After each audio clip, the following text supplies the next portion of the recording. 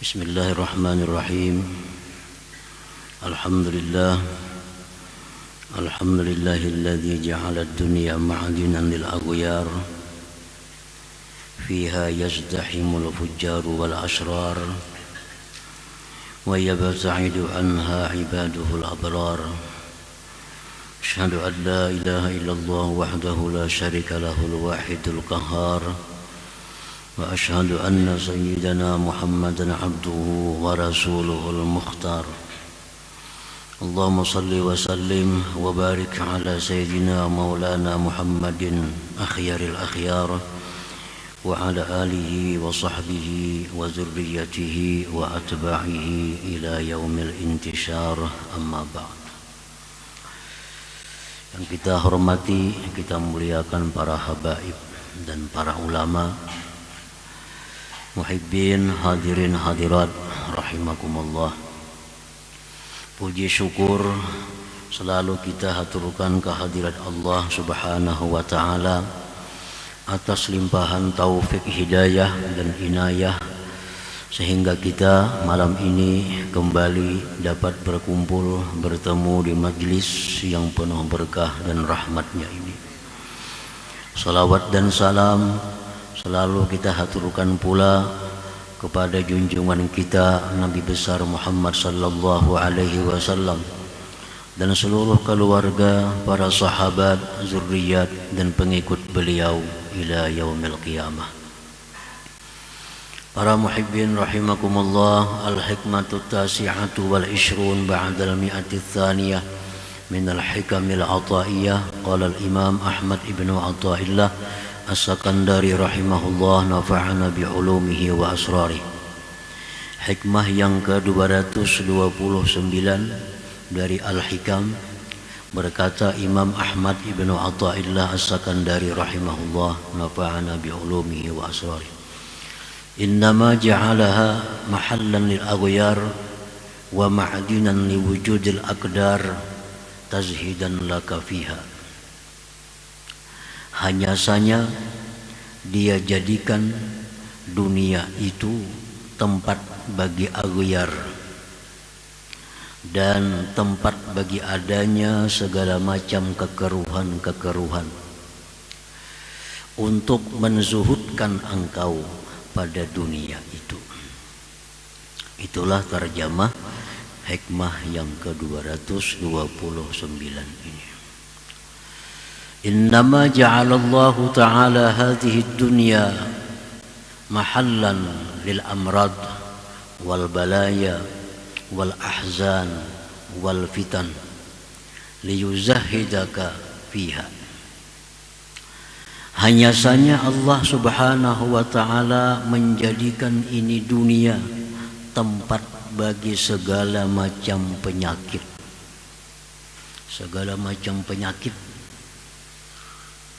tempatnya di dunia. Wal balaya, segala macam bala Allah tempatkan di dunia ini. Wal ahzana, segala macam kesedihan-kesedihan Allah tempatkan di dunia. Wal fitana, segala macam fitnah-fitnah itu di dunia. Di surga itu kada ada lagi.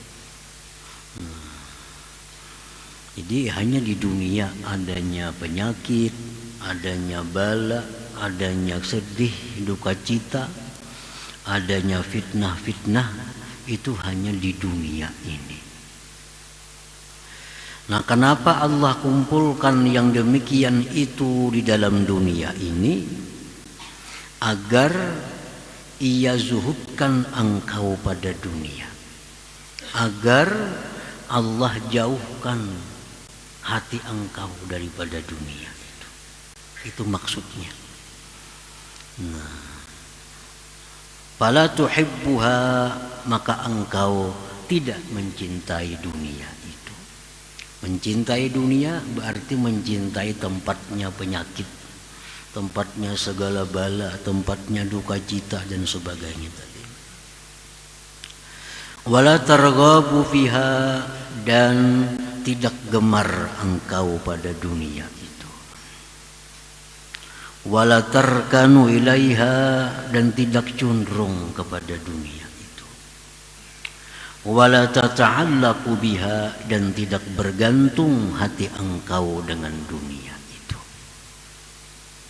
Lianna ma'ala amriha ilal fana' waz zawal, karena akibat atau akhir perkara dunia itu adalah kepada kebinasaan dan hilang. Nah, bila kita mencintai dunia, satu saat kita akan kehilangan. Bila kita menggemari dunia, satu saat dunia akan hilang. Bila kita condong kepada dunia, satu saat dunia akan hilang. Bila bergantung dengan dunia, nah dunia itu akan binasa. Kita pun akan ikut menjadi binasa. Nah, para muhibbin rahimakumullah. Jadi itu sebabnya Allah jadikan hanya di dunia ini tempat segala macam yang demikian. Sedangkan surga bersih daripada segala macam penyakit, bala, luka cita dan sebagainya. Wali syughliha iyyaka ghaliban 'anillahi ta'ala, dan karena mengganggunya itu dunia, menyibukkannya itu dunia kepada engkau daripada Allah Subhanahu wa ta'ala. Dunia ini membuat kita sibuk daripada Allah. Jadi Allah suruh kita ini supaya jangan hendak berpegang dengan dunia itu. Bila kita berpegang dengan dunia, berarti kita berpegang dengan yang mengganggu kita, mengganggu hubungan kita dengan Allah Subhanahu wa ta'ala. Nah, para muhibbin rahimakumullah. Nah, segala macam ibadah kita terganggu biasanya karena urusan dunia. Wirid kita atau bangkalai biasanya urusan dunia. Nah, jadi kalau kita mencintai dunia, yaitu akibatnya kada akan bisa lurus ibadah kita, kada akan bisa istiqamah taat kita kepada Allah. Wali anna hubbaha ra'su kulli khati'ah, dan karena mencintai dunia itu adalah merupakan pokok segala dosa. Kenapa orang mengurangi takaran, timbangan, hendak banyak berhujuk? Nah, mencintai dunia. Hakun mau rela mengorbankan agamanya. Takaran berapa ada? Takaran itu dikurangi, timbangan dikurangi, minyak mestinya murni dicampur supaya banyak untung. Nah, itu akibat daripada mencintai dunia, banyak dosa-dosa yang didapat di situ. Orang biasanya bermusuh-musuhan akibat karena dunia. Jadi mencintai dunia itu adalah pokoknya segala macam dosa. Wa qad warada 'anil Nabi sallallahu alaihi wasallam man ahabba dunyah adarra bi akhiratih.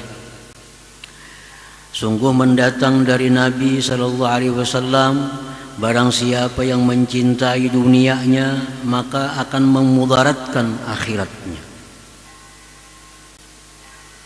Dunia akhirat ini diciptakan Allah macam timur barat. Bila kita dekat ke timur berarti jauh ke barat. Bila kita berparak makin dekat ke barat berarti makin jauh ke timur. Nah, itulah perbandingan antara dunia dan akhirat itu. Bila kita mengutamakan mendekatkan diri ke dunia, jauh dengan akhirat. Bila kita mendekatkan dengan akhirat, jauh dengan dunia. Nah, jadi ujar Nabi ini, barang siapa yang mencintai dunianya itu pasti akan mengganggu akhiratnya. kada tenaga pikiran. Pikiran terganggu. Artinya apa? Ada orang yang kada sibuk dengan dunia. Di rumah dia menjalankan bisnis hanya lewat orang-orang. Di rumah aja dia. Tapi pikirannya pun kada akan sunyi daripada dunia itu. Nah, sedangkan pikiran yang bercampur dengan duniawi itu menghambat kita untuk bisa khusyuk di dalam sebuah ibadah kita. Nah, khusyuk dalam sembahyang, khusyuk dalam baca Quran itu merupakan buah daripada az-zuhdu fid dunia. Kalau kita masih mencintai dunia, mustahil sembahyang itu bisa khusyuk. Mustahil. Kenapa sebabnya? Karena khusyuk itu buah daripada zuhud. Buahnya zuhud. Kalau zuhudnya kada mau ada buah. Banyak pelajaran-pelajaran dari Imam Ghazali, dari berbagai macam ulama, bagaimana cara sembahyang supaya khusyuk. Pelajari itu. Pahami itu. Kada akan bisa kita mempraktikkan kalau hati kita masih cinta kepada dunia. Banyak buku-buku dikarang oleh cendekiawan, oleh para ulama, bahkan dari para aulia, bagaimana supaya cara sembahyang itu khusyuk. Nah, jadi cara seperti itu bisa kita praktikkan dalam sembahyang kita kalau kita ini zuhud dengan dunia. Kalau masih mencintai dunia, kada akan bisa dapat yang namanya khusyuk di dalam sembahyang itu.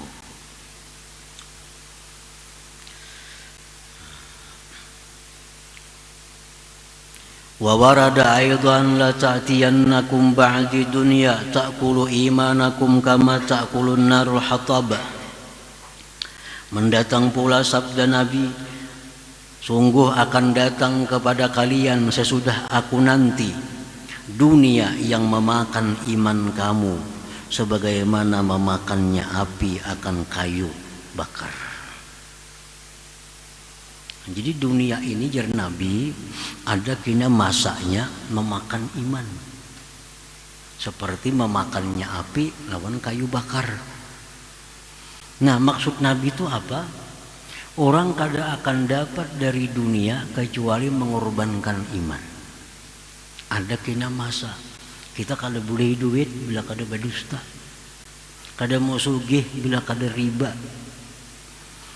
kada mau sugih bila kada mengurangi takaran timbangan. Nah, ini biar Nabi akan datang kepada umatku itu dunia yang memakan iman, memakan iman. Membajari jujur saja kada bakal beli duit. Berdusta apalagi bersumpah palsu mau lakas berduit. Nah, iya itu artinya ada kena masanya jar Nabi itu. Jadi pedagang jujur kada mau sugih, jadi pejabat jujur kada mau naik pangkat. Bila kada di menuruti aturan orang maka.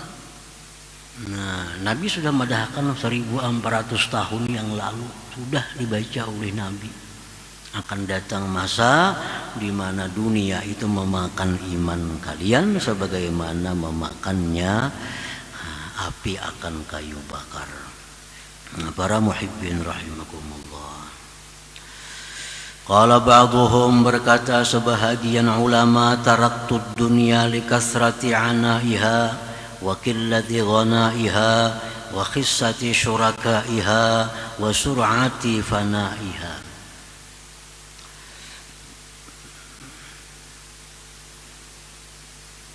Aku tinggalkan dunia ini, artinya kada aku urusi. Nah, artinya aku tinggalkan dunia, kada aku urusi, kada aku kejar dunia. Kenapa? Karena banyak uyuhnya, banyak susahnya, sedikit kekayaannya. Karena beliau ini memandang kepada surganya Allah. Artinya dunia ini kada apa-apa dibanding dengan surganya Allah. Lapahnya maka, uyuhnya maka mengejar luar biasa. Wa khissati syurakaiha, dan hina orang-orang yang bersekutu dengan dunia itu. Orang-orang hina. Yang banyak nang segi-segi itu orang-orang nang non-Islam. Yang banyak orang-orang kaya itu orang Yahudi. Yang banyak orang kaya itu orang Nasrani. Wa sur'ati fanaiha, dan cepatnya hilang dunia ini. Cepatnya hilang dunia ini. Nah, para muhibbin rahimakumullah. Jadi dunia ini begitu diciptakan oleh Allah Subhanahu wa taala, yang namanya dunia, Allah berpesan kepada dunia ini. Apa pesan Tuhan kepada dunia? Ya dunia, ukhdumi man khadamani. Wahai dunia, engkau menyerahlah, engkau tunduklah, engkau berbaktilah kepada orang-orang yang berbakti kepadaku. Nah, itu Allah berpesan. Begitu Allah ciptakan dunia itu, Allah sudah berpesan kepada dunia, wahai dunia, ukhdumi man khadamani, engkau berkhadamlah kepada orang-orang yang berbakti kepadaku, dan engkau larilah daripada orang-orang yang tidak berbakti kepadaku. Nah, jadi ada dua manusia. Ada manusia yang dikejar oleh dunia, ada manusia yang mengejar dunia. Siapa manusia yang dikejar dunia? Orang-orang yang bakti kepada Allah Subhanahu wa ta'ala. Orang-orang yang selalu dalam keadaan taat kepada Allah. Ini dunia mengejar. Dari muka, dari belakang, kiri, kanan. Dikejar oleh dunia. Nah, ada lagi orang-orang yang ingkar kepada Allah. Ini orang-orang yang pengejar dunia. Nah, pengejar dunia. Kemana ada dunia, datangi sana. Kemana ada peluang, datangi sana. Kada semuanya itu dapat. Kada semuanya berhasil. Para muhibbin rahimakumullah. Wa warada 'anil nabiy sallallahu alaihi wasallam al-mu'min baina makhafatain, baina ajalin qad madha la yadri ma Allahu sani'un fih, wa baina ajalin qad baqiya la yadri ma Allahu qadin fih. Fal yuzawwidul 'abdu min nafsihi li nafsihi, wa min dunyahu li akhiratihi, wa min hayatihi li mautihi, wa min syababihi li harami. Fa inna ad-dunya khuliqat lakum wa antum khuliqtum lil akhirah. Orang beriman itu, jar Nabi, di antara dua ketakutan. Satu, ketakutan terhadap masa lalu.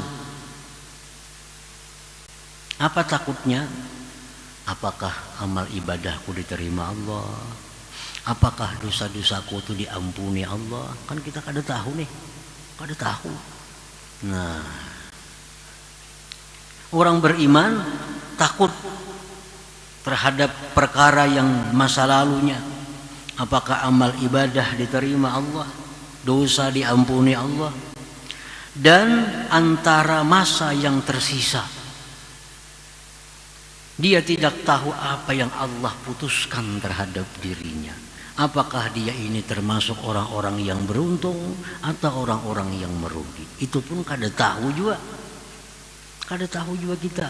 Nasib kita akhirnya kada tahu. Jadi selalu dalam keadaan takut orang yang beriman ini. Baik memandang masa lalu takut, memandang masa depannya pun takut. Maka hendaklah berbekal seorang hamba dari dirinya untuk dirinya, dari dunia ini berbekal untuk akhirat, dari hidupnya untuk mati, dari masa muda untuk hari tua. Karena dunia itu diciptakan untuk kalian dan kalian diciptakan untuk akhirat. Ila akhir hadis. Qala ba'duhum, berkata sebahagian ulama, ij'al minad dunya ma wasalaka ila al-ibadah wa talliq ma fawqa dhalik. Berkata lagi sebagian ulama, jadikanlah daripada dunia itu sesuatu yang menyampaikan engkau kepada ibadah. Jadikanlah dunia yang membawa engkau kepada ibadah,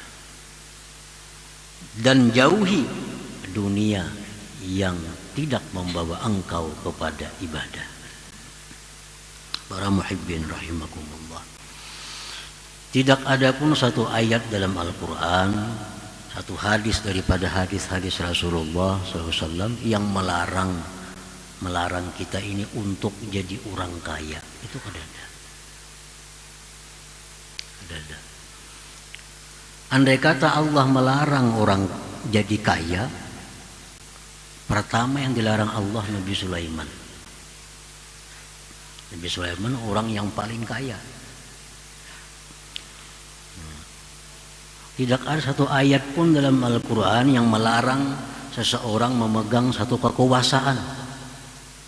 Andai kata Allah larang kita memegang satu kekuasaan, Nabi Daud dilarang Allah menjadi raja. Nah, jadi artinya bahwa kekuasaan, kekayaan, apabila itu membawa kepada ibadah, maka itu ada bagian daripada akhirat, bukan dari dunia. Kekayaan kita tapi membawa kita kepada ibadah, kekayaan itu minal akhirah, termasuk akhirat, bukan dunia. Kalau kekayaan itu membuat kita lalai kepada Allah, nah membuat kita sibuk sehingga lupa ibadah, nah ini kekayaan yang namanya dunia yang dicela itu. Para muhibbin rahimakumullah, Allah berfirman di dalam Al-Quran, wala tansa nasibak minad dunya. Jadi Tuhan, jangan kau lupakan bagian engkau daripada dunia. Jangan akhirat melulu, jangan. Ambil bagian engkau dari dunia itu. Nah, dunia yang mana yang kita ambil? Dunia yang membantu kita untuk ibadah kepada Allah Subhanahu wa ta'ala. Kita naik haji, kada kawa kada berduit. Kada kawa. Hendak sembahyang pun kita nukar pakaian sebagainya, kada kawa kada berduit. Hendak silaturahmi kada kawa kada berduit. Rasulullah menyuruh bersedekah, kada berduit, kenapa disedekahkan? Nah, artinya apa? Bahwa dunia ini yang dilarang itu dunia yang membuat kita jauh daripada Allah tadi. Kalau dunia ini mendukung segala macam ibadah kita, itu dunia yang bagian dari akhirat, bukan dunia yang dicela. Itu yang dimaksud Allah, wala tansa nasibak minad dunya, jangan kau lupakan bagian engkau daripada dunia. Ambil dunia tapi untuk kepentingan ibadah kepada Allah Subhanahu wa ta'ala. Rasulullah SAW berdoa dalam sebuah doa beliau, Allahumma la taj'alid dunya akbara hammina wala mablagha ilmina. Ya Allah, jar Nabi, jangan kau jadikan dunia itu menyita sebagian besar pemikiran kami. Artinya apa? Bahwa kita boleh saja memikirkan dunia itu, tapi jangan sampai menyita sebagian besar pikiran kita. Dunia dipikirkan melulu. Nah, ini yang Nabi kita berlindung kepada Allah. Dunia dipikirkan juga, cuma jangan menguasai pikiran kita. Ada yang lebih penting daripada dunia yang mesti kita pikirkan, yaitu hari kembali kita, tempat kita selama-lamanya. Nah, itu maksud Nabi. Dunia jangan kada dipikirkan, pikirkan juga. Pikirkan juga dunia, tapi jangan menjadi akbar, paling besar pikiran kita. Siang mikirkan dunia, bisukan mikirkan dunia, tengah hari mikirkan dunia, sembahyang pun pikiran dunia. Nah, itu nang Nabi kita berlindung itu. Kan orang cinta dunia jam itu bisukan sudah mikirkan dunia. Karena tengah hari sembahyang pun pikirannya dunia. Nyembah juhur guringnya pun memimpi urusan dunia juga. Asar sembahyang urusan dunia di dalam hatinya, selalu dunia. Jadi ini orang ngarannya, ini orang dikuasai oleh pemikiran dunia. Nah itu yang Nabi kita berlindung. Ayo jangan pikirkan dunia, cuma jangan macam itu. Nah jadi jar Nabi, Allahumma la taj'alid dunya akbara hammina wala mablagha ilmina. Nabi kita kadang melarang kita menyuruh, Nabi kita kadang melarang kita menuntut ilmu dunia, ilmu pertanian, ilmu apalagi misalnya perdagangan. Nabi kadang melarang, tapi jangan sampai itu mablagha ilmina.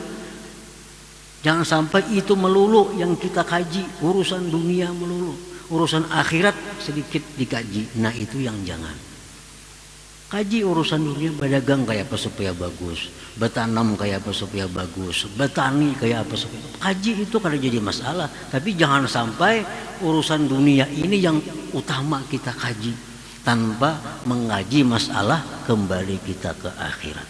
Nah ini yang bujur-bujur ngarannya keseimbangan manusia. Manusia hidup di dalam dunia ini paling lawas 100 tahun. Jadi pikiran kita untuk memikirkan yang 100 tahun itu. Sedangkan di akhirat hidup kita kada ada batasnya lagi, selama-lamanya. Tentu pikiran kita lebih banyak memikirkan hidup yang selama-lamanya itu. Nah ini yang keseimbangan manusia. Kalau habis pikiran dicurahkan untuk memikirkan 100 tahun di dunia, tapi sedikit pikiran untuk hidup selama-lamanya, nah itu kada seimbang, kada normal, kada normal. Memikirkan yang kada lawasnya habis-habisan, dicurahkan pemikiran, tenaga semuaan, memikirkan tempat kediaman yang bakal abadi, maka sedikit. Nah itu nang kada cucuk, nang kada sesuai dengan ajaran Nabi kita ini. Para muhibbin rahimakumullah. Jadi ij'al minad dunya ma wasalaka ilal ibadah. Jadikan dunia engkau itu yang membawa ibadah. Rumah sagan beribadah, kendaraan sagan beribadah, pakaian sagan beribadah, berisi duit banyak sagan beribadah. Nah, ini disukai oleh Allah Subhanahu wa taala. Itu yang disukai oleh Allah. Qala Luqman libnihi, Luqmanul Hakim berkata kepada anaknya, ya bunayya, hai anakku, bi' dunyaka bi akhiratik tarbahhuma jami'a, wala tabi akhirataka bi dunyak takhsarhuma jami'a. Ujar Luqmanul Hakim kepada anaknya, wahai anakku, juallah dunia engkau itu dengan akhirat. Juallah dunia engkau dengan akhirat.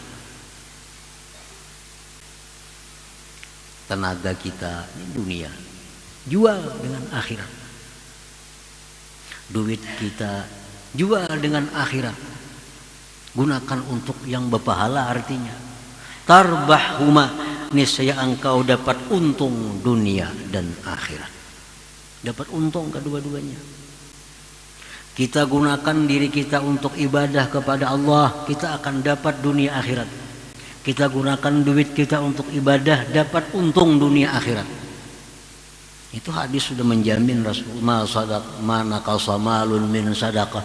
Nabi sudah menyatakan tidak pernah berkurang harta bila disedekahkan. Nabi sudah mengatakan demikian. Tidak berkurang harta bila disedekahkan. Jadi kalau kita menyedekahkan harta, itu artinya menjual untuk akhirat. Tarbahhuma, dapat dunia akhirat. Kalau keduanya dapat pahala, dapat gantiannya, ganal pada itu. Ganal pada itu. Wala tabi akhirataka bidunyak, jangan menjual akhirat dengan dunia engkau. Tubuh, jasad, semua full untuk dunia, pikiran full untuk dunia, harta benda full untuk dunia, sedikit untuk akhirat. Takhsarhuma jami'a, engkau akan rugi dunia akhirat.